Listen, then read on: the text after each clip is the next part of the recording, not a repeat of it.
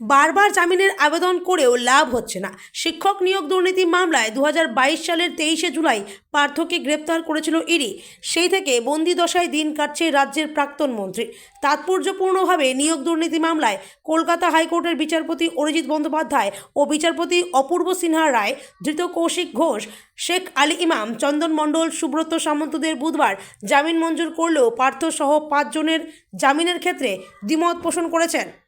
নিয়োগ মামলায় এদিনই প্রথম 4 জন জামিন পেলেন এমনটা নয়।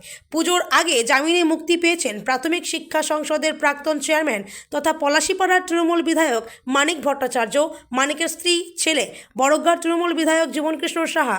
এদিন ওই মামলায় জামিন পেয়েছেন কুন্তল ঘোষ। তবে অন্য আরেকটি মামলা থাকায় কুন্তলের এখনই জেল মুক্তি ঘটছে না।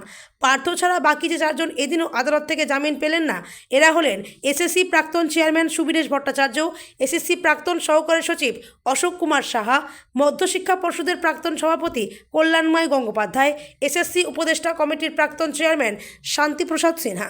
ঠিক কী কারণে বারে বারে আটকে যাচ্ছে পার্থ সহ 5 প্রাক্তন শিক্ষাকর্তার জামিন? আদালত সূত্রের খবর, নিয়োগ দুর্নীতির অন্যতম মাস্টারমাইন্ড হিসেবে আগেই পার্থকে চিহ্নিত করেছে কেন্দ্রীয় তদন্তকারী সংস্থা। অন্যদিকে সুবীরেশ, অশোক, কল্যাণময়, শান্তিপ্রসাদরা প্রত্যেকে শিক্ষা দপ্তরের উচ্চ পদে ছিলেন। অন্যদিকে পার্থ, সুবীরেশরা জামিন পেলে তদন্ত প্রভাবিত করতে পারে বলেও আগে কেন্দ্রীয় তদন্তকারী সংস্থার তরফে আদালতে দাবি করা হয়েছে। প্রভাবশালী তথ্য খাড়া করে এর আগে বারে বারে পার্থদের জামিন খারিজ হয়ে গিয়েছে আদালতে। সূত্রের দাবি, এ কারণেই এদিন ফের পার্থসহ 5 পদস্থ শিক্ষাকর্তার জামিন নিয়ে চূড়ান্ত সিদ্ধান্তে পৌঁছতে পারেননি কলকাতা হাইকোর্টের 2 বিচারপতি।